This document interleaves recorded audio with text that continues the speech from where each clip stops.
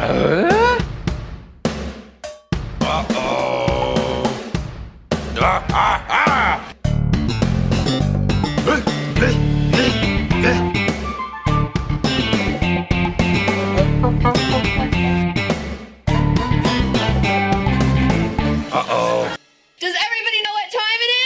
and podcast time. That's right. Binford Tools is proud to present a home improvement podcast. My name is Adam. You'll know my co-host Jordan.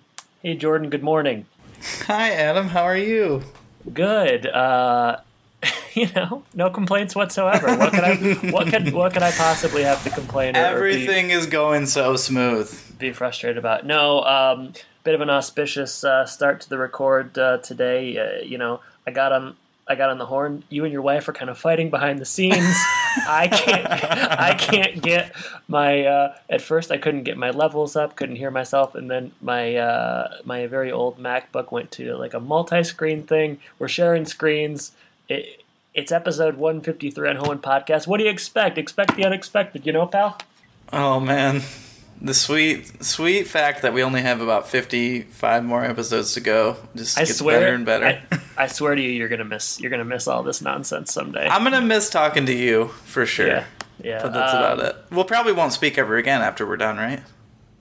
If we do it, we'll only ever be in a home improvement capacity. So it'll be like, hey, did you hear that home improvement? It won't be like about families or anything. No. I don't know. We've never been that close, so. No, it's a professional relationship, and this podcast is, and I'm also a little concerned about the state of your family with, some of the conversations I heard behind the scenes this morning. Why don't you go ahead and tell the audience what you were concerned about, because I wasn't concerned at all. Well, there was, I sensed some animosity about the usage of a room and whether or not your wife could be in the room while you were recording. She wanted to maybe handle some filing or something. We moved in a couple of months ago, and now I share an office with her since she's working from home. Right. And I'm a bit more organized than she is, but she also has a lot more like props and stuff that she needs for her tutoring that she does. Right. So there's just stuff scattered about. Now, when you say props, is she tutoring clowns? Is it clown tutoring? It's improv. So lots of props. Scenes from a hat. They do a lot of that. No. Jordan, I don't mean to air your dirty laundry. I just, I only bring all this up to say that, if we're a little bit chippy this morning, it's because a lot of things went wrong in a very short period of time. You think I should bring Andrea on and maybe we can just kind of do a public counseling session right here? Yeah, I'd love to kind of get her perspective on things. It would fit with this episode, so I don't see why not. Andrea, honey. Well, that just kind of gives you an idea. She's ignoring me. she's like, yeah. She's gone 150 episodes without really coming on or interacting with the podcast, so she might as well just, go through full 200. Frankly, she's done everything she can to not be on the podcast. Well, if she decides to acknowledge your existence, later on in the show, she's welcome to hop on. All right. Well, open invitation. I'll let her know. Jordan, I was going to ask how you're doing today, but I guess I know. How were you doing before we talked today? Well, before all of your computer issues, which you made a good point. Like, I have computer issues every once in a while, too. It just seems like yours take at least 40 minutes to solve every time they happen. Here's the thing. When I have computer issues, it's more frustrating to you. And when you have computer issues, it's more frustrating to me. That's just the nature of the beast. It's true. Yeah. I'm just glad I got to see your screen and see how much email you have. That's a real problem. Yeah, and it's all fan mail. Can you believe it? 5,000 pieces of fan mail. And I never share it with you because you're rarely brought up. So. I kept thinking that we're not that popular, but now I see that we are uber popular. So it's a boost to my ego, I'll say that. Jordan, I got a couple things I got to get off my chest here. All right, let's hear it. All right, so I don't even know if I'm in. I was talking earlier before we started recording, before, we set fire to my laptop and so on, about an idea I've been workshopping for a couple months. Really, a concept.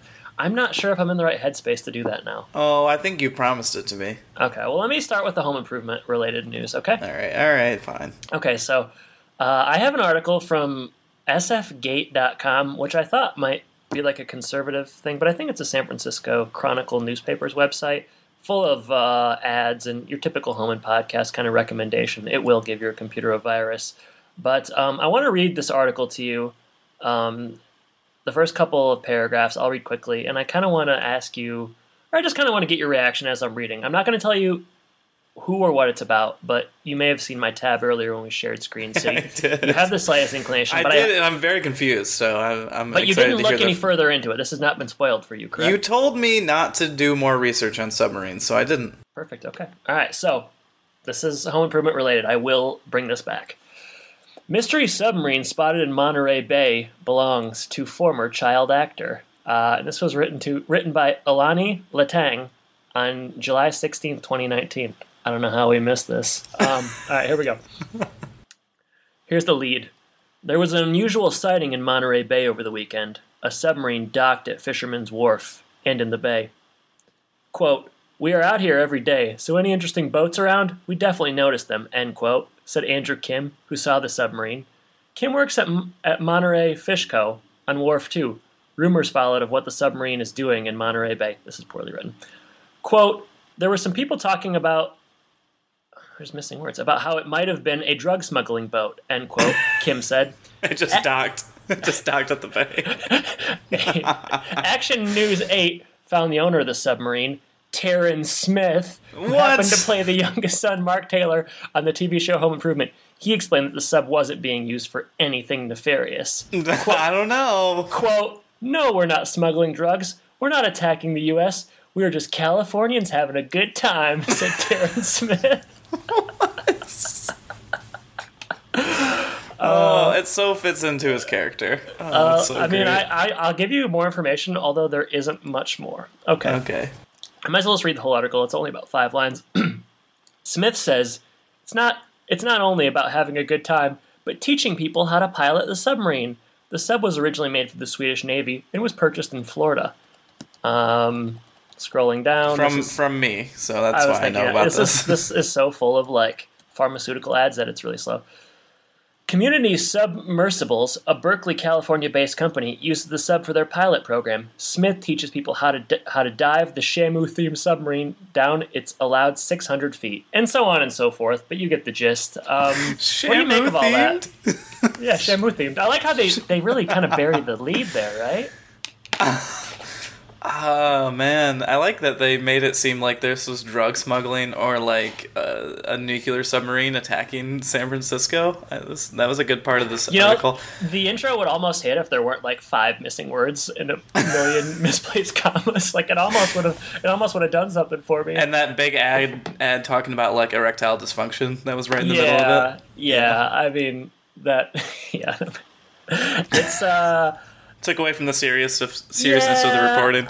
You know, I found this this morning, and I guess I can believe we missed it because it's I don't even know what it is. I guess I believe that it's a true thing, but I would also say, you know, let's not sleep on the fact that it still could be used for drugs. It's true. You know, I don't want to get into. Are we supposed to take Taryn's word for it? Is this when Submarine happened? I've heard of when Stardom happened, but this might be when Shamu happened. I really don't even know how to react to this article. Like, it's weird. Yeah, he's got a submarine, and people are learning, and it's Shamu themed. Just everything seems off. I just like the idea of these like old school like I don't know, like fishermen hanging out at the wharf, like speculate. Is it for drugs? Is it the Russians? No, it just belongs to that youngest kid from Home Improvement. Jeez. Oh man, not in a million years would I expect that's what this article is going to be about. When all I saw was mystery submarine in your tab. Yeah, I mean, I'm always looking at mystery submarine stuff, so that wasn't real unusual for you, probably. No. I'm on that mailing list, but yeah, to find out that Taryn Noah Smith is teaching, I don't even get what he's teaching. He's piloting submarines. Is he qualified? It's a booming business. Is he qualified? I didn't know he did that. Man, if we ever get him on the show, I know what I'm asking him first. This is actually an angle to get him on the show. Like, hey, we do a podcast on submarines. We do a podcast on 90s stars who are interested in submarines. Or we fly out to San Francisco and we do a podcast recording in person with him on the submarine. Man, you think we have technical problems now? Imagine going beneath the sea, 20 leagues under the sea. I bet you the acoustics are amazing. I bet the Wi-Fi is better on the submarine. Well, we won't need the Wi-Fi, so. Oh, that's true. It's in person. Yeah. Unbelievable. Yeah. I mean, any final reactions on that? You probably wish you knew more, but I can't give you anything else. I mean, this sounds like one of those things that you do like a follow-up podcast series on. Like they go deeper into this whole rabbit hole of submarines. And, okay, I think I know what you're getting at. Serial Season 4. Exactly. Okay. Yeah. Is it drug smuggling? Taryn says no, but the fishermen say yes. And what about the payphone at the Best Buy? I mean, what's that all about? He seems so nice, but is he? I don't know. It's funny, the line where it's like, no, we're not doing anything nefarious. We're also not doing anything un-American. We're just Californians having a good time. Sounds like a robot, you know? We are Californians. All right. You said you did bring it back. It is home improvement related, so that's you just never know where these stories are going to lead. Yeah, who did you think it was going to involve? I mean, I guess when it was Kid, it could only have been one of three. Yeah, okay. That's I knew it was coming then. Okay. I kind of expected Jonathan Taylor Thomas to be in the submarine. No, it's definitely Taryn Smith. It was always going to be TNS. Yeah, there was no mystery once the submarine came into play. That wasn't the idea that you were workshopping though. No, that was not. Oh man, I'm feeling a lot of pressure with this idea. Okay, all right, I gotta just do it because I've been thinking about it for at least a month. Okay, so the other day, I don't know, maybe a week ago, I'm watching SNL, and it stands for Saturday Night Live, and what's that? Saturday Night Live, TV show. And is that where they dance? Is that disco? You done? Okay, all right. And they're doing a cold open, and it's like politically charged. It has Trump and it has all those guys. And I don't know. Sometimes they bring in De Niro for Robert Mueller, or lately they've brought on Woody Harrelson for Joe Biden. They're bringing in like celebrities to do impressions. All right. So Matthew Broderick comes in, and I don't know who he's doing an impression of, but it's Matthew Broderick, and he's older. And people are happy to see him because he's Matthew Broderick or whatever. And he makes a Ferris Bueller joke, and everybody goes crazy. And, okay, I had this thought. All right, and this is the thought. Bring your daughter in here. She needs to hear this. She's excited. She hears what's going on. Okay, she also loves Ferris. Okay, so. Here's my thought. All right, so Ferris Bueller comes out, and I don't have any, like, actual numbers here, but let's say, like, 1985 or something, like in the 80s. Big movie, big hit. Matthew Broderick is cool. He dances to the Beatles. He's got a philosophy. He's chill. He gets the best of everybody. Tricks his parents. He's basically like one of the coolest movie characters. I don't know. He's a really cool teenage movie character. Maybe one of the coolest ever. All right. Time goes on, and you see Broderick, and he does other things. Broderick is in that terrible Godzilla movie from 1998. He's Inspector Gadget. He's in the Stepford Wives.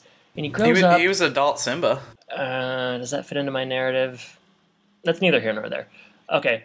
In real movies, he grows up, and he's just not that cool. He's kind of a, I don't know, he's kind of a dud. He's a little bit nerdy. I think he's probably pretty smart. He's married to Sarah Jessica Parker. He's got a good life. He's intellectual, but he's never quite as cool again.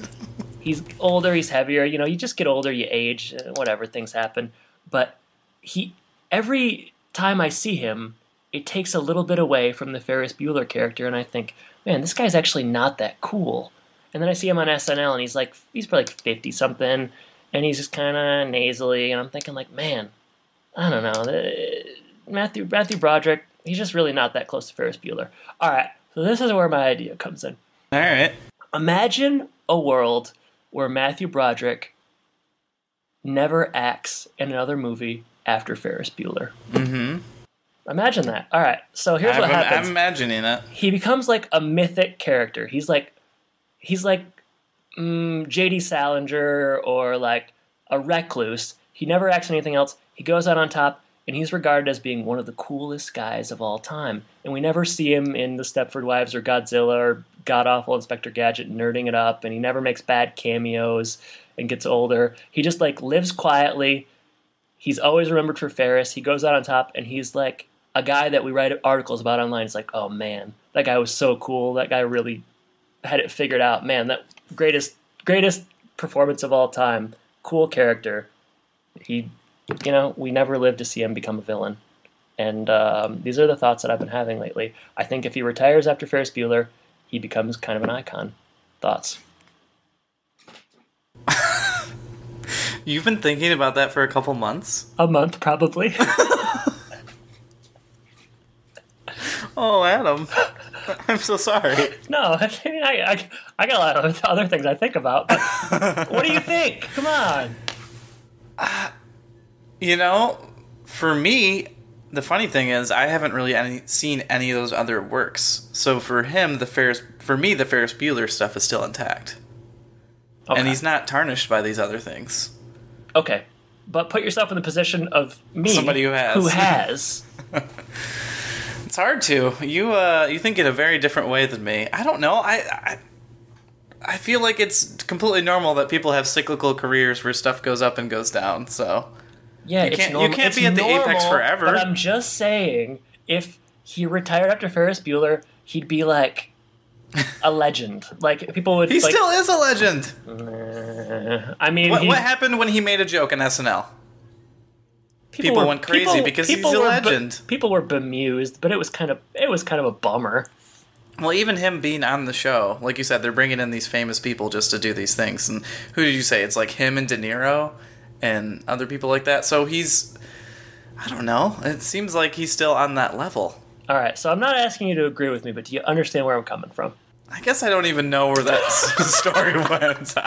I'm very confused by this whole situation, to be honest. All right, so a writer, okay, and I'm not wishing that Matthew Broderick died or anything. All right, but a writer. It sounds like you are. I know. I wish he would I wish he would have retired.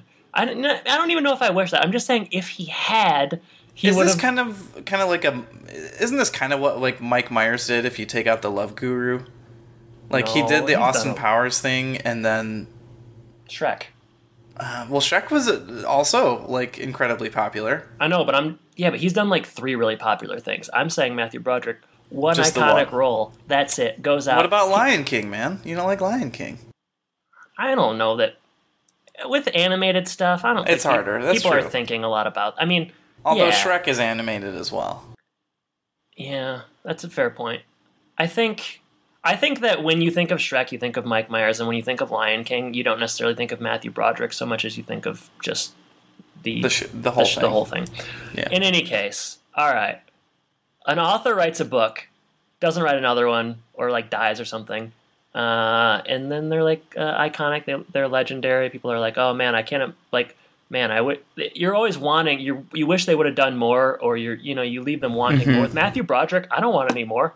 I know. I've seen the rest of it. I'm just saying. I think you should have done that, and I wonder if he regrets it.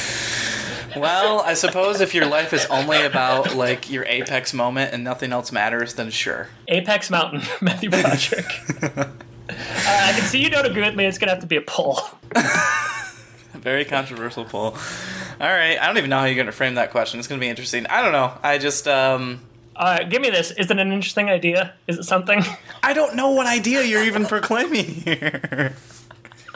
The idea is that Matthew everyone Broderick stops after they hit a home run. No, just he should have. Matthew Broderick. Okay. If Matthew Broderick retired after Ferris Bueller, we think of him as being one of the coolest guys to ever live. That's the idea. Great. Wonderful. That's an idea though. It's something. It's an idea. Okay, if you retire after this podcast, you are regarded as being one of the coolest guys. If I retire after this podcast, I'm regarded as maybe one of the poorest guys that ever lived. One of the person who wasted a lot of their time in life. All right, well, I can see I'm not getting anywhere with this. I should have just stick to submarines, stick to sports. Yeah, you had one hit and one miss. Let's say that. I gotta say, I actually really feel good about how I presented it. So this went well on my end at the very least. So no regrets from me. What are we talking about this week, non-Matthew Broderick related? Well, funny you should say that because he is in this episode. Oh, what? Oh my gosh, I knew there was a reason to bring it up. Episode 153 is Clash of the Taylors, and this one was written by Jennifer Coletta and Adam England. They last did season 6 finale, The Kiss and the Kiss Off. This one aired September 30th, 1997. Title reference, Clash of the Titans, which was a 1981 film Which, I don't pay a lot of attention usually to the references, but I did see that this episode and that movie have the same IMDb rating. Wow. Can you guess what it is?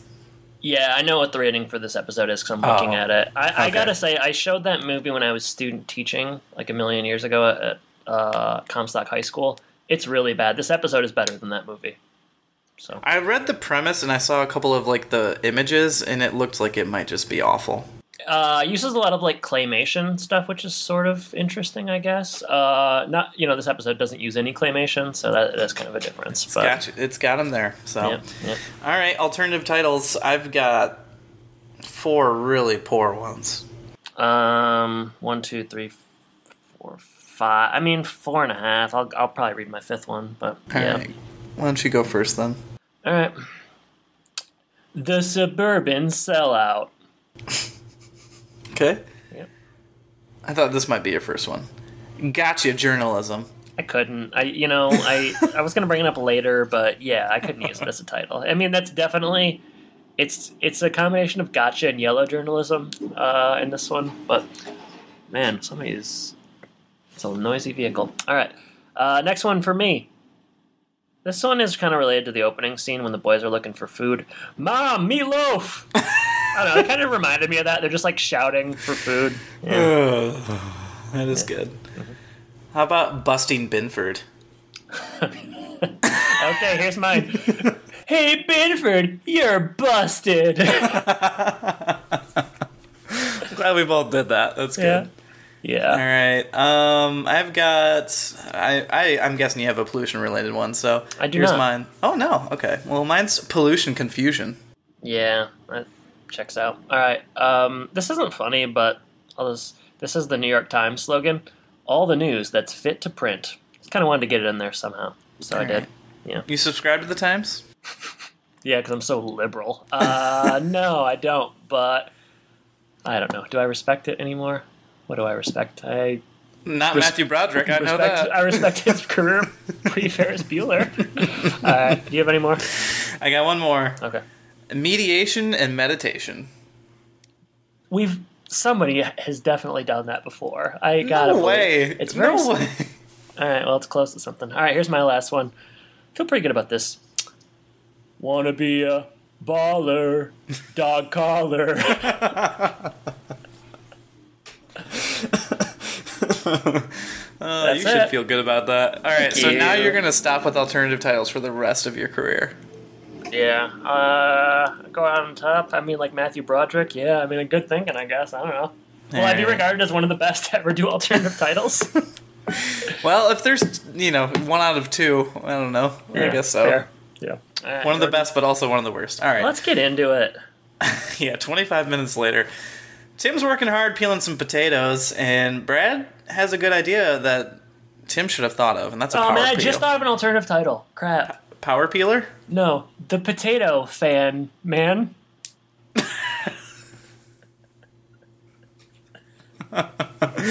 Jill comes in. She got accepted to counsel some families at school. She's excited, and we didn't, we talk a lot about changes between seasons, usually on the opening episode of the new season. We didn't talk about her new hairdo. She's got kind of a shorter bob type look going on. Yeah, I don't know. I always feel like critiquing. I'm not critiquing it. I'm just saying it's a different look. Yeah, I mean, I guess I don't even want to wade into the waters because I do have opinions, but I'm not sure that I should, so I'm just going to leave it. All right, you'll have an opinion on Mark's new outfit later and his friend Ronnie. I'm just saying that if Jill would have gone out with her first haircut and never done a different haircut again, she's probably iconic. Jeez. Tim talks about his counseling style versus Jill's. He's much more aggressive, and Jill says she prefers a nurturing side, except for in this moment when she's screaming at her kids because they're bugging her for food, like you said. Yeah, they're annoying. That checks out. I think it's kind of funny. Okay. See how you like it in a couple years. All right. Not them annoying her. Her saying that she is nurturing and then she screams at the kids. I like that. Yeah.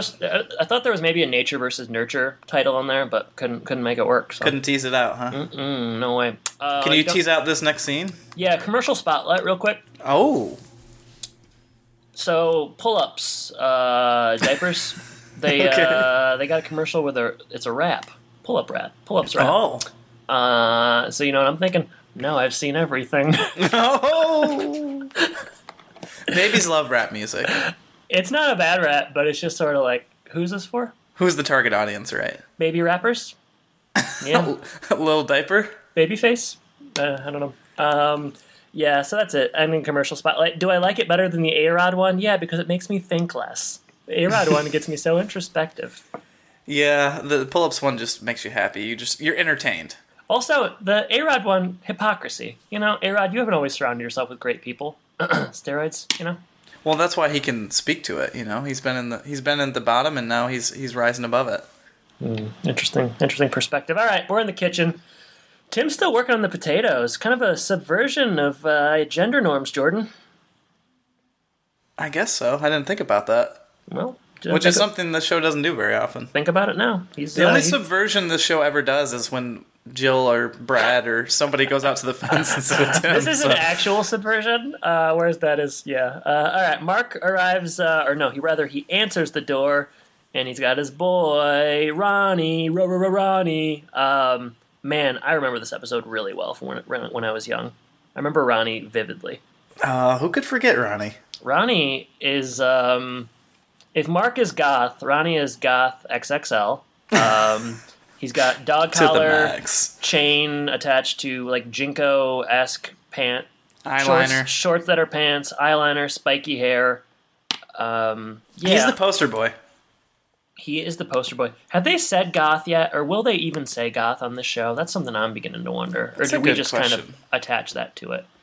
Well, I think it's attached everywhere, like if you go on any sort of site talking about the show. But yeah, I don't know if they said it in this episode. Mm-hmm. They usually just say, like, he's darker or something like that. Which is... Well said. How vague. Yeah, which is really good. Ronnie is played by Kaylin Romero. One of the cutest IMDb photos I've ever seen in my life. And then he turned into Ronnie, the dog collar. You might want to check out this photo. It's pretty adorable. What's his name?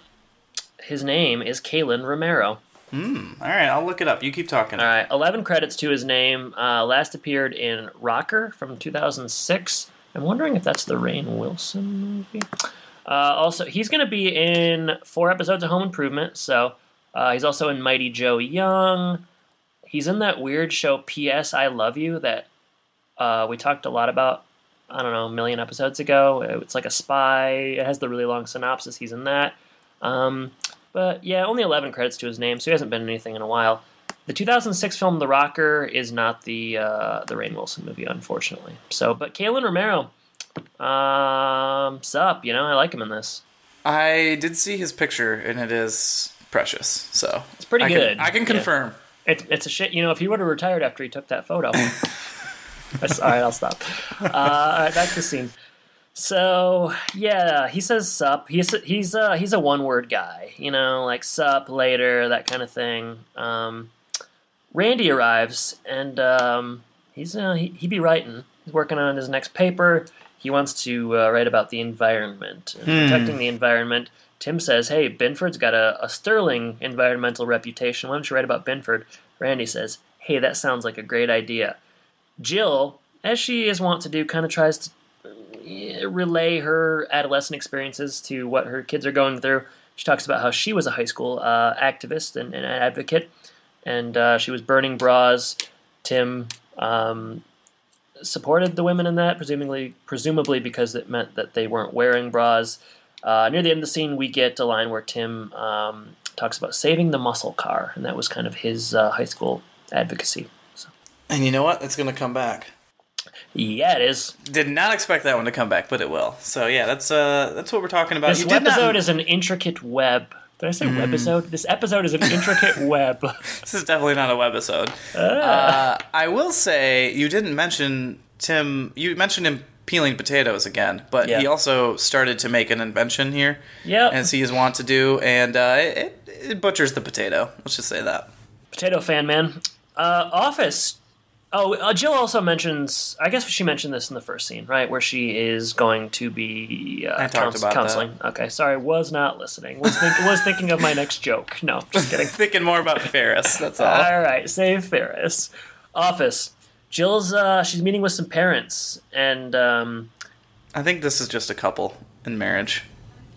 Okay, yes, I wrote parents because I thought I knew the twist, but I was a little early on it, so... Yep. Just a couples counseling. She sits down with them and she gets very technical, too technical. She's in her own head, kind of regurgitating the literature and the studies, and the couple is just not interested in it. And that's pretty much the scene. She at the end she asks, like, do you have any questions? And they say, are you the only counselor available? So not off to a great start for her. When you saw her counseling this couple, did you think, might be a good idea for me? I think we should do maybe me and Andrea and you and Kirsten. We could just go together, build our relationships. I think you and me should do it. I think you and I should do it. That would be pretty funny, actually. Can we use our Patreon money for that? Hey, I could fill an hour, that's for sure. Next scene, go ahead, Jordan. Back at home, Tim is still peeling, man. He's just working real hard on peeling those potatoes. Jill comes in, and he's got a pneumatic peeler at this point. And if you thought that potato that he peeled last time was destroyed, you should see this one. I knew you'd like that delivery. You guys think you've seen a messed up potato? Wait till you get a look at this one. He basically just has, like, I don't know. It doesn't even look that busted up. It's just like half a potato. Well, no, that was the one before. This one, it's only like one tiny piece of a potato is left. Oh my gosh. Wait till you get a load of this one. Not even a wedge, man. Not even a wedge. So Jill comes in. Not only does she see a horrible potato peeler famine joke thing that you made earlier. What'd you say? Potato fan, man? Potato fan, man. Okay. Yeah. Right. She sees the potato peeler go wrong, but she also says, my day went horribly. The couple just didn't get it. That's all they really mention about that, because Randy comes in with his research, and it's bad news for Tim and Binford. Binford is in the top 10 of the biggest polluters in Detroit. What is this, a BuzzFeed article? I was gonna say, where is this? Who's publishing this? I don't know. Tim gets defensive, and it talks about how environmentalists typically overreact. It's kind of a precursor to fake news. He's like, hey, you can't believe everything online. And you know what, Tim? You're right. I was going to say, this episode in general had a lot of things that rung towards, like, what's going on today. So that was interesting. They talk about going to the horse's mouth, and that's Bud Harper. It is a prophetic episode, yeah. I don't remember the internet in 1997, 1998, other than... You've got mail. Yeah, it's dial up, and it, you know, your line's busy or whatever, so I don't really know what kind of, like, articles were being written. I remember I was trying to find a lot of Sylvester Stallone pictures at the time, get him as a backdrop for my family's desktop. That was basically how I spent my time. Unfortunately, ran across a nude photo of him from an early movie where he did full frontal. That wasn't so great, but everything else online was pretty good. That one you instantly made the background, huh? Yeah, I printed it out, put it in my wallet. That's why you got expelled. No, I came downstairs. I was like, Mom! What is that? What's happening? Oh, man. Oh, that's unfortunate. Yeah, I don't know. My 90s internet searches, well, not searches. I don't even know that I searched for anything because it was a little bit different. But I was probably using Ask Jeeves because that's what they had us use at school or something. Yeah. And then I would be mostly playing computer games or like Slingo or something. So... maybe Euchre Online, I'm not sure. There wasn't a lot of doing research on the top 10 of anything, I would say. Yeah, I mean, that research would have taken Randy, like, 4 days to get all that information because the internet was so slow. Yeah, I'm surprised he didn't... Well, I guess he wouldn't find this in a paper either. Yeah. All right, well, next scene. Office. Randy and another Tim, office. That's another office. Randy and Tim arrive, and they're both very dressed up. I couldn't help but wonder why Tim was dressed up. I guess just meeting your boss, want to look good. Meeting with Bud, and Randy, he's taking himself quite seriously. He says, "Hey, I'm gonna ask some tough questions." Bud is less. He's a little bit patronizing, probably. And they just get into it. He goes after the pollution record. Randy Bud is kind of giving very like PR kind of diplomatic answers and kind of talking. We're not doing anything wrong. Everything's legal, above the board, all that kind of stuff. Yeah, talking around issues. But Randy digs in deeper. Tim's pretty funny in this scene. He calls Randy a Dickens at one point. I like that. Yeah, not only is Bud like dismissive, so is Tim. So that's not a great look. Yeah, Tim's in kind of an awkward position, but definitely. He's not listening very, very closely. We find out that Binford is. I wonder if this is a real thing. They're buying pollution credits, and this is in fact a real thing. It's definitely something I've heard about before. I don't know if they still do it. Why don't you explain it? Because you know a little bit more about pollution than me. Because you are a major polluter. So one of the biggest. Basically, you're allotted a certain amount of pollution credits, and if you use all of them, you could buy ones from other companies who don't use all of theirs. So you effectively could use more pollution than you would typically be allowed. Yeah, I mean that sounds like corporate America. Am I right? I mean, corporate fat cats. I'll tell you what. Those corporate fat cats line their pockets with pollutants, and here we are just doing a home improvement podcast. I mean, that is an interesting thing. It's one of the rare times I've learned something on home improvement. It's interesting. Randy, like he wasn't. They make Randy look really good in this scene or in this episode. Like as far as a journalist, like he asks hard questions. He does his research. He obviously knows he's passionate about the topic. So I think that's interesting. They don't have him just do like something very surface level. Moving forward, Bud, he kind of reassures Randy that, this is just what companies do, and it's only being done because it's sort of a stopgap until they can get their emission system in place. How long will that take? About 10 years. Randy is not going to take it. No, everybody's kind of frustrated at the end. Randy mentions, why does Benford need to make 14 different hacksaws? Who needs that? Tim says a lot of people do something to that degree, and it's sort of awkward, and they sort of it spills out into the, I guess, common area, and they depart Tim from Bud. Ends the interview pretty abruptly. He's not happy with how things are going, and takes Randy outside, and Randy and Tim continue to argue there. Like you said, they're just outside the office in kind of like a hallway area. He tries to explain that everything's not black and white, but Randy's not buying that either, and he says Tim's a sellout, and goes even further. And I don't remember exactly what he says. He says you're not even a sellout because you don't even have any principles to begin with. Oh, that's pretty savage. Pretty rough thing to say to your parent. And he walks off. They talk about public transportation and how he's going to get home and all that kind of stuff. So yeah, but Randy says he's going to take public transportation, and Tim says, "Don't use your fancy words around me. I know you're just taking the bus." I call it the bus. Tim's funny. Tim is funny. Now, a question I want to pose. I'll do it now as opposed to later. But could this article have cost him his job? Cost him his job? Yeah. I mean, I'm guessing Tim is an at-will worker, so he can be fired at any time. Right. So Randy writes. That wasn't really ever discussed a ton, but Randy writes this article. I mean, it could be financially, and it could cost him his job. I thought that was kind of just a skipped over angle, but I don't know. Yeah, I guess that would be part of the sellout feature, maybe a little bit. Like. Yeah. Okay. But not explicitly said. Yeah. All right. Next scene. Home. Mark and Ronnie are heading downstairs. Ronnie whispers something into Mark's ear. Turns out he left his dog collar in Mark's room. I mean, why? Why'd he take it off? Is it like coming in and taking your shoes off? You like take off your dog collar to get comfortable? Hang it up on a coat rack? I don't know. Leaving Jill and Ronnie alone.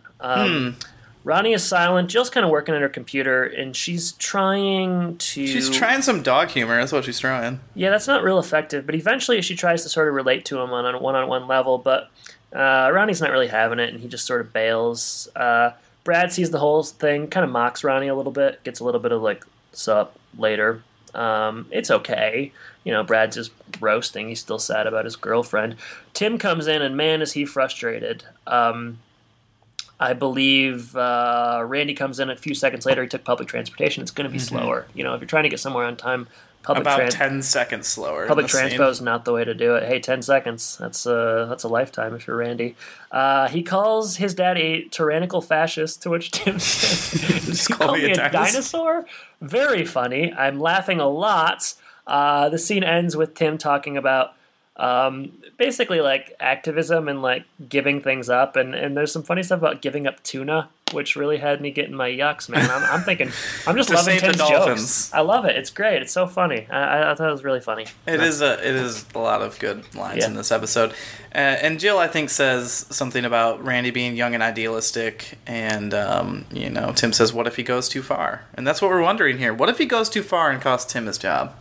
Yeah, fair point. Next scene. Next scene, we are on Tool Time. This is quite a deal. There's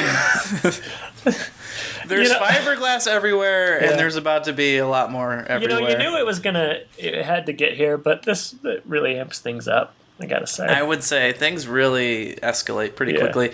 But they move from like the fiberglass, which is just kind of strung everywhere like silly string, to a question and answer portion of the show, which I guess they do now. I don't know. It's not the mailbag that we've seen before. It's just taking live questions from a studio audience. So I like the idea, but they lost control of this one. I would say so.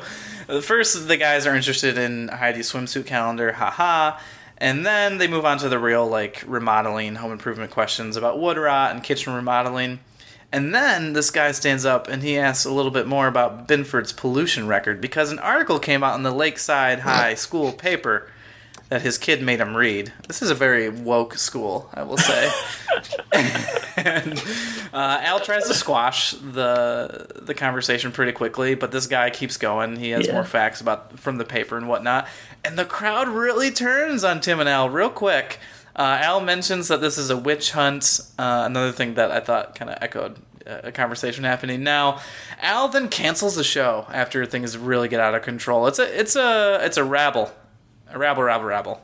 Yeah, there's some good, the first guy, he speaks up, and then a couple other people, and this one woman is asking about why there's smoke coming from those stacks. Smokestacks. They're smokestacks. What do you want to come out of? Thought that was funny. Yeah, I don't know. It's a bit much, but I would say I don't. It had to get here. Right? It's over the top. It needs to escalate, but it's just kind of funny because this is not something we see. Yeah, Al canceling the show was really wild. He's just also he does the Pacino thing, like, I'm out of order, you're out of order, this whole courtroom's out of order. Which is pretty good, but get out. The show's canceled. Yeah, that was wild. Al really lost it. I guess, I don't know. Maybe he didn't like facing the fact that he is contributing to pollution, but it's one of those things where he just didn't know it, And once somebody breaks that fact that you've held so dearly and so close to you, I'm sure he holds Binford in the highest regard. That he just gets really defensive, as Tim does earlier. So yeah, it's all very complex, Jordan. Next scene, later that evening, presumably it's dark, and Tim is heading to the side yard to talk to his neighbor. So we better play a clip. We better. Money Padme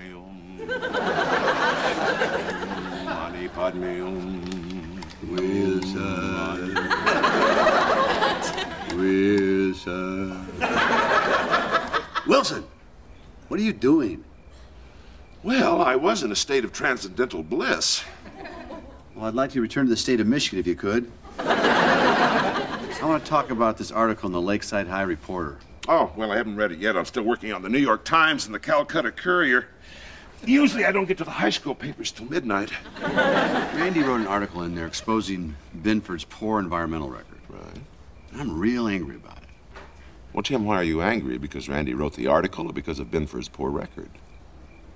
Both. Not to mention the fact that he called me a sellout. The information caused a riot on Tool Time. I don't know what to believe. Mm-hmm. I'm reminded of something the Polish linguist Alfred Korzybski once said. Why can't my name be Johnson? Korzybski said there are two ways to slide easily through life: to believe everything or to doubt everything. Both ways save you from thinking. Well, Randy was thinking, I'll give him that. He sure was passionate. But the way he presented it was obnoxious. Well, Tim, when you were Randy's age, didn't you have some burning cause that you were passionate about? Auto shop. They tried to eliminate from my high school, and I fought to keep it there. Everybody thought I was crazy, and I just fought harder. Did that cause you to act in an obnoxious way? Mm-hmm. Not unless you consider hot gluing the principal's door shut obnoxious. Especially if the principal was inside the office at the time. And he was. See, now, Randy would love to hear that story. No, I don't talk to him about shop. He doesn't get into that sort of thing. But he does get into passionate things. Oh, yeah, he does, yeah. Gets that from his old man. Maybe he would like that story. Maybe he would. Thanks, Wilson. You can go back to your transcendental floss thing.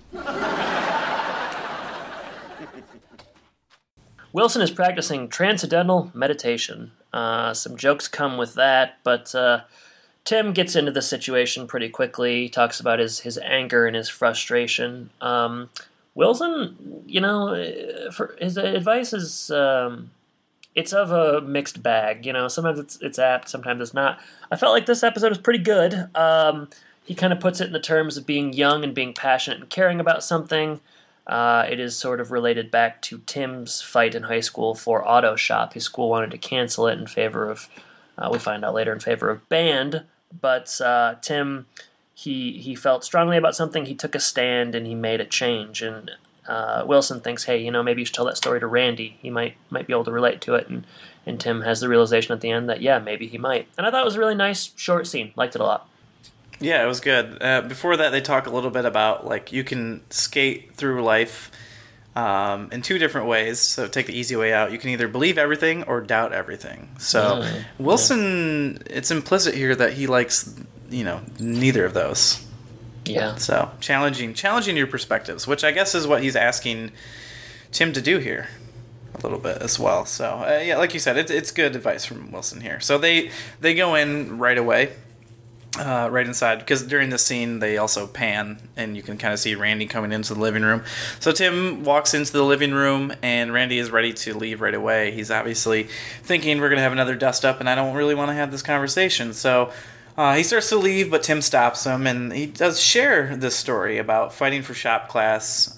Tim felt very strongly that the kids needed a place to use their hands, and the only way they were going to do that, because there was a budget issue at school, was music, but music wasn't his thing. So he was not very happy with how they were just catering to music and not shop.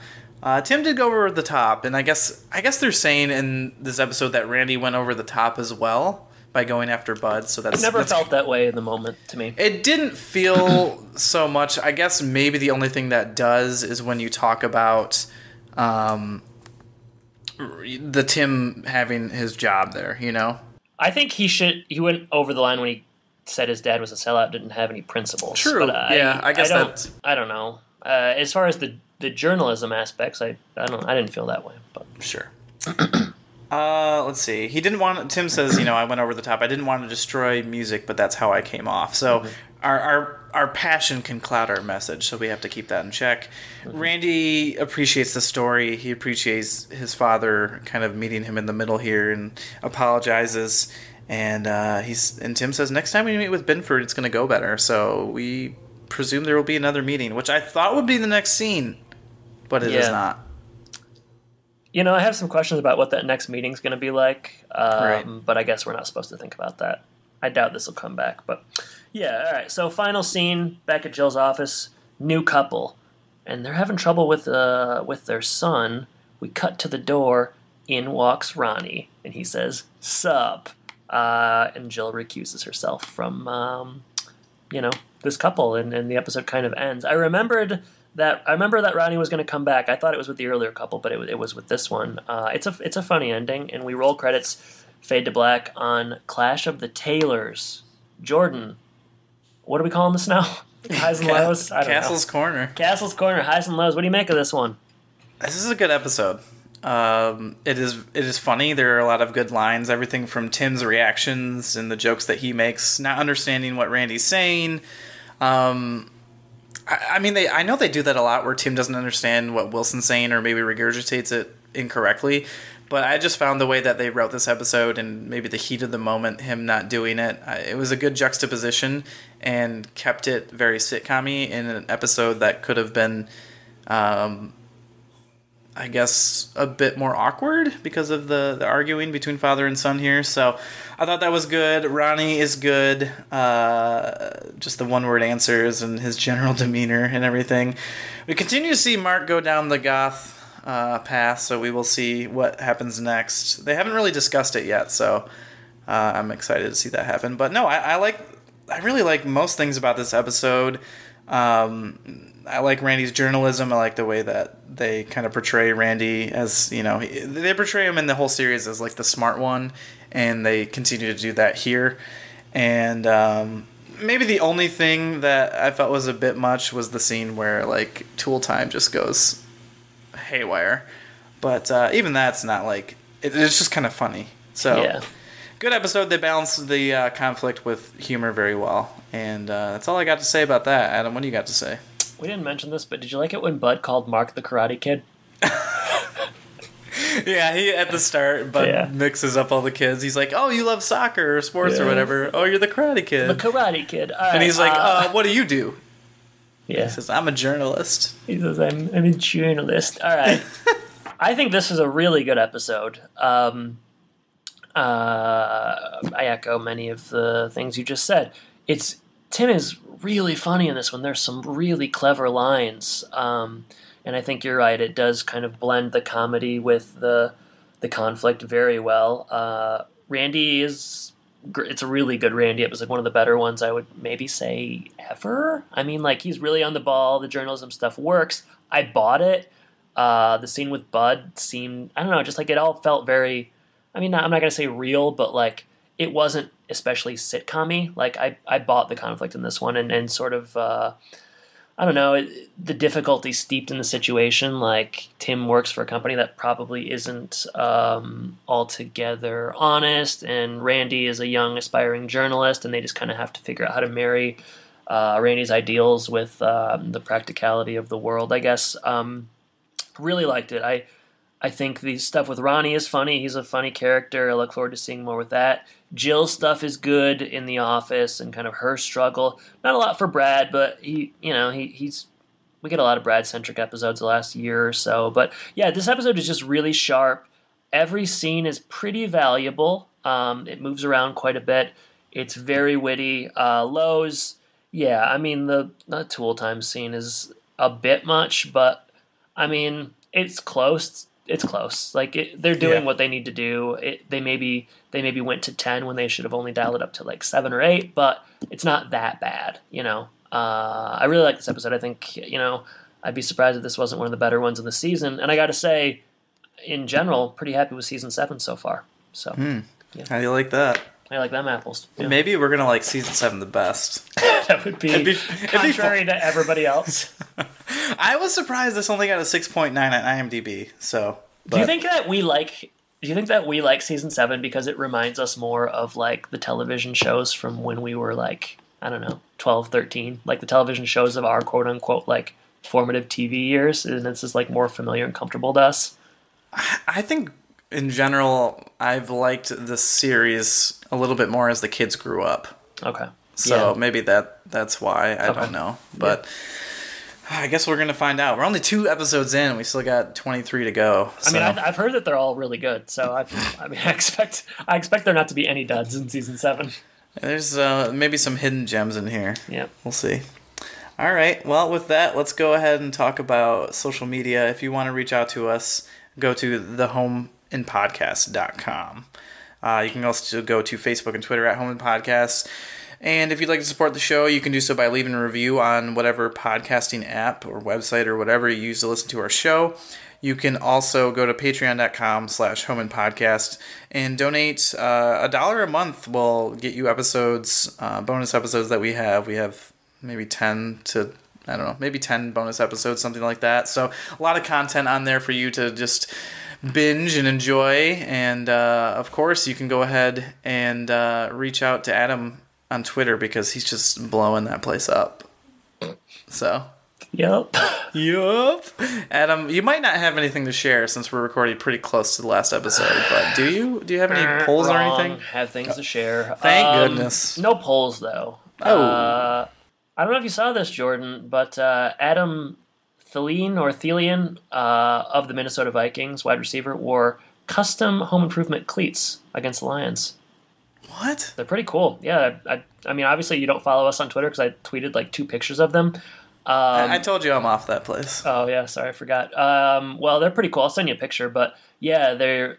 I don't think he wore them during the game. I think he just wore them during warm-ups. He didn't get hurt that game, unfortunately. But they're white cleats. They say Tool Time on one side. They have like Tim on the other side. It says Binford, and there's some wood on them. They're really cool. So immediately I reached out to try to get him on the pod. Haven't heard back yet. He's a pretty good receiver, but hey, anything can happen. So that was pretty cool. Otherwise, let's see here. We got we do have some questions we'll get to in a second, but I'm trying to see if there's anything else I need to share. No, not really. That was the big news of this week. Cool cleats. We'll have some polls next week and stuff. But yeah, follow us on Twitter at Home Podcast. Polls, fun, home improvement updates, taking the world by storm. Jordan, with that, let's rip open the mailbag. You've got mail. First question comes from Griffin Holloway at Grifster04. Do you guys think the home improvement intro is too long? Man. Frankly, it's not long enough. Oh man, I've never really thought about this. You know what's funny is I do skip it because I can on Hulu. I fast forward through it. Do I think it's too long? No, I like it. I think it's perfect. I wouldn't want it to be any longer. But I think especially this updated version we're getting in season 7 and 8, like I don't know. I think it's fun. The visuals are cool. It's supremely like 90s. But I dig it. Yeah, and the music is good. So, you know, we don't shows now. Maybe it's kind of swung back around for a while. There was like no like opening theme stuff for a while, but I think now shows are doing that, and you can just sort of skip it on Netflix and stuff if you want to. Like I watched The Politician, which is a new show on Netflix, and it has kind of a cool intro. But you know, after you see it once, you can skip it. So I do like this one. I think it's perfect as is. Like I said, wouldn't want it any longer, but definitely not too long in my opinion. What do you think, Jordan? Yeah, I don't. Like you said, we don't watch it the whole time every time. I think maybe any intro, if you had to watch 25 straight times, that would maybe feel a bit too long unless it was like a 3-second intro. So I wonder if people feel that way about our podcast intro. If you think it's too long, let me know. Because you'll be sure to do something about that. Hey, I've got time sometimes. Wow, hey, news to me.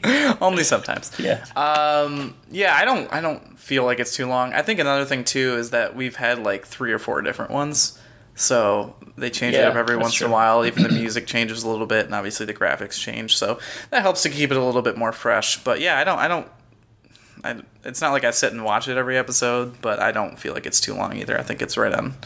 It's par for the course, really. All right. Let me ask you this. Do you think the Office intro is too long? Well, they don't really ever change that very much, do they? No, it's pretty long. That one's interesting because, like, I mean, I've skipped it for a million years now, but, like, it's pretty long. It's pretty long. I'll tell you one that's definitely too long. Sopranos. Oh, my gosh. It's like 4 minutes. Oh, really? It's so long. Yeah, and I couldn't really skip those at the time, so that was pretty brutal. I could like go make a sandwich and come back and it would still be on, but yeah.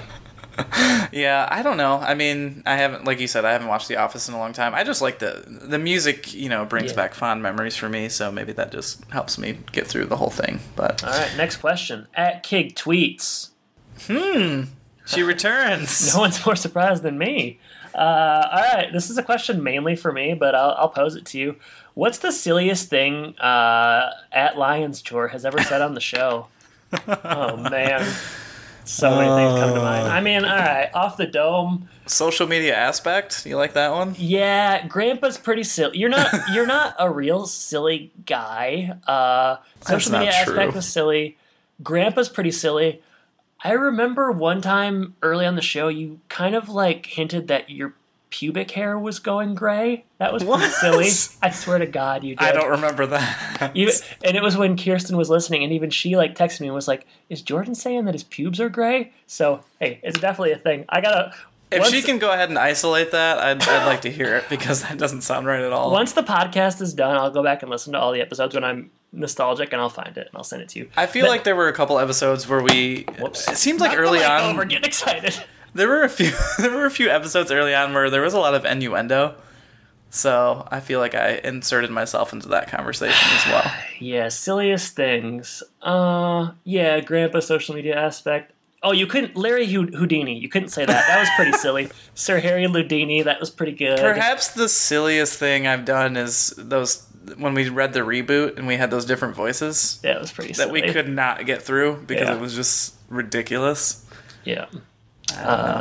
I mean, yeah, those are I feel like we get a little moments. bit more silly on the Patreon episodes. I don't know, man. I feel like... Remember when we were talking about Hammy? That is very silly. And like Gator stuff. It kind of comes and goes. I feel like the last month or so has been pretty silly on here, but I don't know. Kind of just depends on the mood we're in. Yeah, some episodes get real slapstick. Yeah. So. And then I sent you a text, Jordan. I don't know if you have your phone by you. I got a text. Right. Is this like a counseling thing you want me and my wife to look at? Or? This is a link. I think this person could really help you. No, this is like one of those color things. And it's a You're second question. You're going to tell me what you see and I see? At Kig Tweets. It's a shoe, and she wants to know what color each one of us sees. So I'm going to say my color first. Okay, when I look at this shoe, Jordan, I see a gray shoe with like baby blue lacing and like a thing on the side. What do you see? Correct. Okay. She sees something different. She sees pink and white? Yes. Isn't that fascinating? I'll post this on Twitter because I know that this is not like a good thing for a podcast, but... is she colorblind? No, Jordan, half the people see each. That's the thing. I don't believe it. I'm going to show it to Andrea in a minute, and I'll let you know. Get her on the pod, yeah.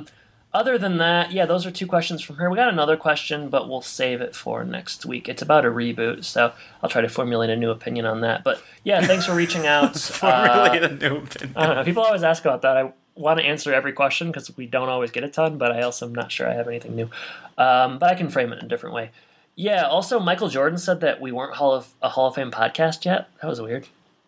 Yeah, I don't know why he's coming at us like that. I read so many Michael Jordan books growing up. It's kind of like when, was it Scorsese said that Marvel films aren't real movies, and then some of the people were pretty sad about that because they look up to him and really loved his work. So it's funny that's kind of how I feel. Here's the thing. People keep asking him that question, and they expect him to give a different opinion. I don't know, like it's that's been a thing he's been saying for a long time. People are like, man, I can't believe he keeps saying this as if he's going to change. He's like a 75-year-old director, one of the greatest directors in the history of cinema. Like, he's not going to change his opinion. Did it just blow up for the first time? Because that's the first time I had heard of it. I saw Joker. I have some thoughts on that, but maybe save it for next week. So. All right, you Joker. Jordan, what are we covering next week? Next week, we are covering Room at the Top. Whoa, man, looking forward to that one. Looks like Tim has a beard. That's going to be wild. All right, well, Jordan, anything else you want to get off your chest? Anything silly you want to say? Take care, everybody. All right, listeners, thank you for listening. Guess I should say take care. Say it again, Jordan. Take care, everybody.